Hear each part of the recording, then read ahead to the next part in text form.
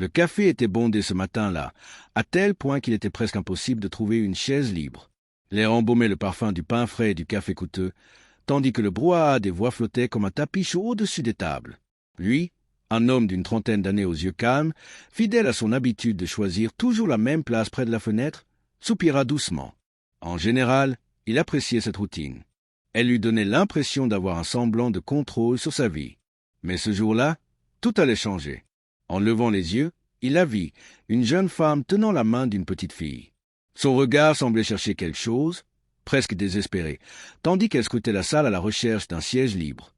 Sans réfléchir, il leva la main et désigna la chaise en face de lui. « Il y a encore de la place, » dit-il, presque gêné. Il ne se doutait pas que cette simple phrase ouvrirait un nouveau chapitre de sa vie. Elle hocha la tête avec gratitude, tandis que la fillette s'accrochait à sa jupe. Un sourire à peine perceptible passa sur son visage, si fragile qu'il se demanda à quand remontait son dernier vrai sourire.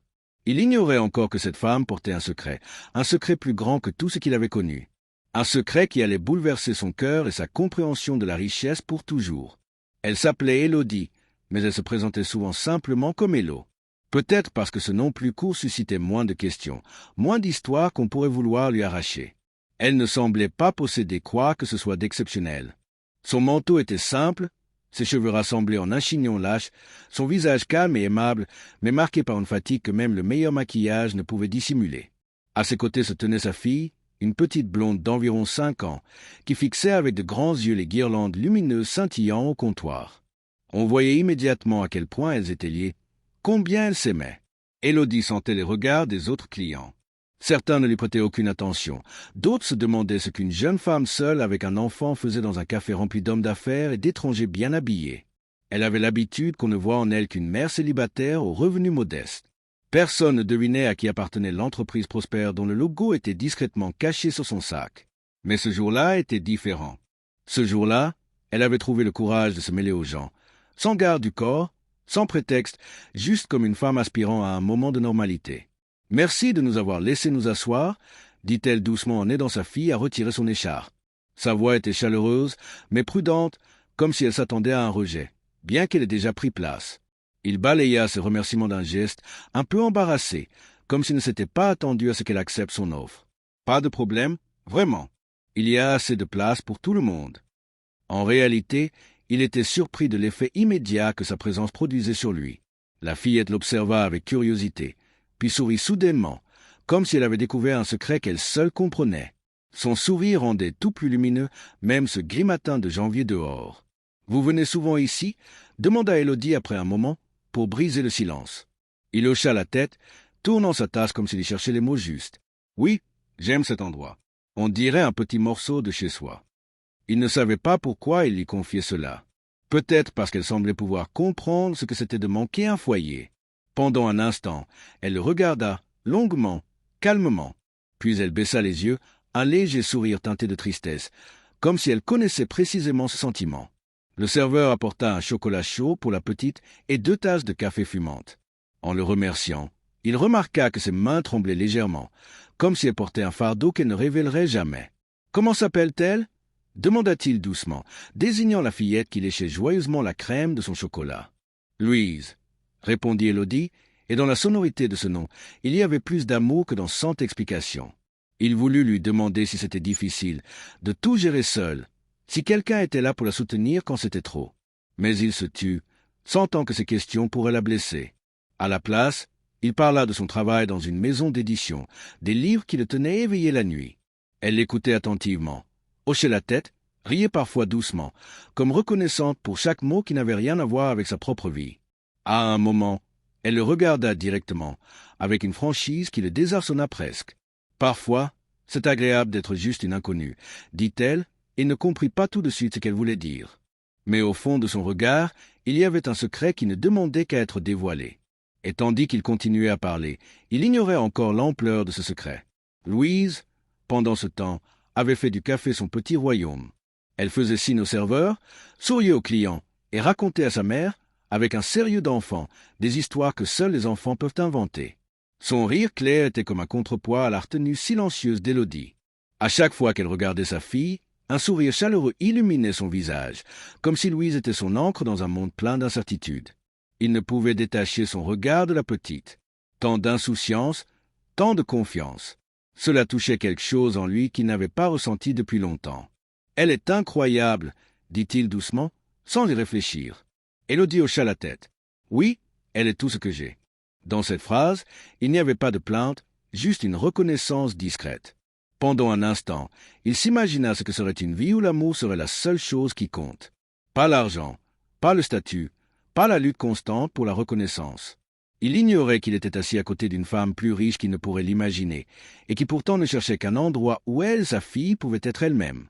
Quand Élodie releva les yeux, son sourire était là, poli, presque parfait, mais ses yeux trahissaient une tristesse difficile à concilier avec sa gentillesse. « Vous travaillez près d'ici ?» demanda-t-elle. Il parla des longues journées à l'édition, des manuscrits qu'il lisait parfois en secret parce qu'ils étaient trop beaux pour être simplement corrigés. Elle écoutait avec attention, posait des questions, riait à ses anecdotes. Mais dès qu'elle pensait qu'il ne la voyait pas, son regard revenait à Louise, comme pour s'assurer qu'elle était bien là. Il se demanda si elle avait peur, de l'avenir, du jugement des autres, du moment où quelqu'un découvrirait qui elle était vraiment. « Parfois, je me dis que ce serait plus simple d'être n'importe qui », murmura-t-elle en tournant sa tasse. Il ne comprit pas immédiatement qu'elle faisait exactement cela ici, devenir invisible. Il ne savait pas encore que ce café était son refuge, le seul endroit où elle n'avait pas à être une millionnaire, juste une mère. Et peut-être une femme qui aspirait à plus que la sécurité. Les heures passèrent sans qu'il s'en rende compte. Le brouhaha autour d'eux s'estompa à mesure que les clients partaient.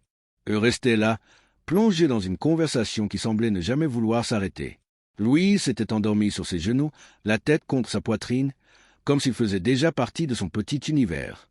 Élodie les regarda, émue et inquiète à la fois. « Je suis désolée, elle s'endort facilement parfois, » dit-elle. Il l'interrompit doucement. « Ça semble juste. » Cette confession les surprit tous deux. Pendant un instant, le silence régna, seulement troublé par la respiration régulière de l'enfant. Il posa une main sur le dos de Louise, prudemment, comme s'il craignait de la réveiller par un faux mouvement. Élodie se demanda comment un inconnu pouvait sembler si familier. À cet instant, le café n'était plus un café.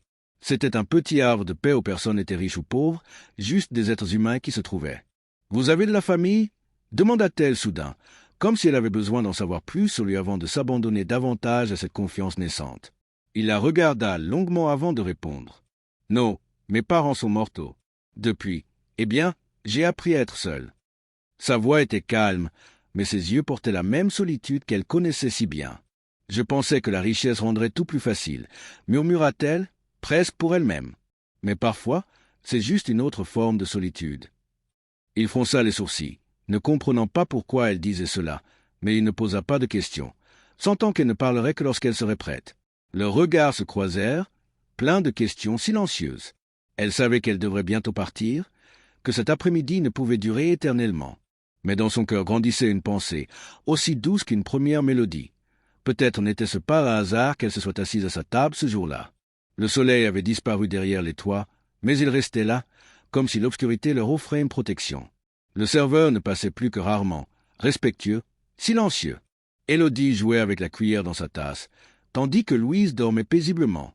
Son regard semblait ailleurs, comme si elle voyait une vie qu'elle n'avait jamais pu vivre. « C'est étrange, » dit-elle enfin, comme il est parfois plus facile de se confier à un inconnu qu'à ceux qui pensent vous connaître.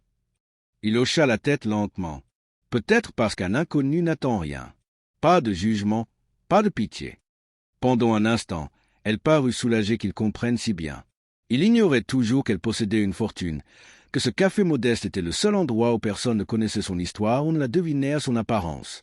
Elle posa son sac sur la table pour chercher son téléphone.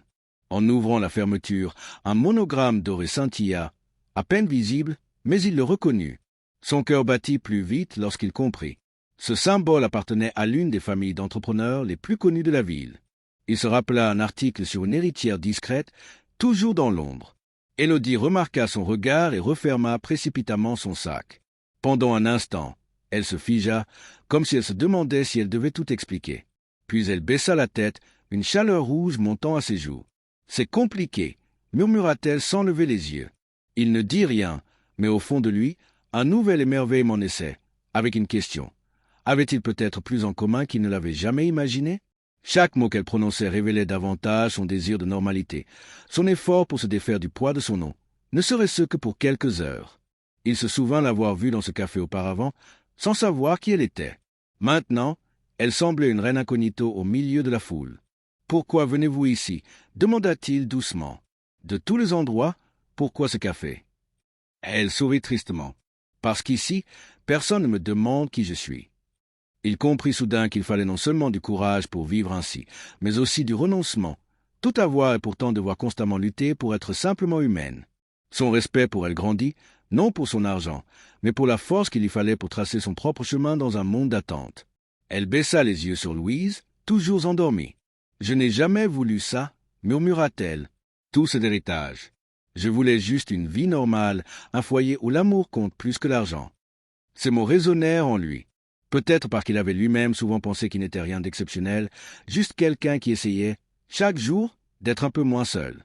Peut-être, commença-t-il avec hésitation, peut-être cherchons-nous la même chose. Elle releva la tête, et dans ses yeux brillait une lueur qui pouvait être de l'espoir. Ce n'était pas une grande déclaration, pas un moment dramatique, juste deux personnes savant prudemment qu'elle ne voulait plus être un simple hasard. Dehors, les réverbères commençaient à scintiller, comme si la ville savait que quelque chose venait de commencer, quelque chose que personne n'avait prévu. Alors que le café se vidait, leur table restait baignée dans une lumière chaude. Il regarda Élodie, qui s'efforçait de paraître calme, mais ses mains trahissaient son agitation. « Je sais ce que vous pensez, » dit-elle doucement, « que je suis une de celles qui ont tout et se plaignent quand même. » Il secoua la tête. « Non, » répondit-il calmement. « Je pense qu'il est bien plus difficile de rester fidèle à soi-même quand tout le monde croit savoir qui vous devriez être. » Pendant un instant, le silence régna. Seule la respiration régulière de Louise rappelait qu'il n'était pas seul. Élodie ferma les yeux, comme pour retenir ses larmes. Et lorsqu'il prit sa main, elle comprit qu'elle avait trouvé quelqu'un qui ne l'admirait pas pour son nom, mais pour ce qu'elle était vraiment. Il savait qu'il devait être prudent, que son cœur ne se donnait pas facilement. Mais à cet instant, il sentit qu'ils étaient tous deux prêts à prendre un petit risque. « Peut-être devrions-nous revenir demain » suggéra-t-il, assez bas pour que ce ne soit pas une promesse, juste une invitation. Élodie releva la tête et, pour la première fois ce jour-là, sourit sans hésiter. « Ça me plairait » dit-elle, la voix un peu plus assurée. Ce n'était pas un conte de fées, pas un moment où tous les problèmes s'évanouissaient.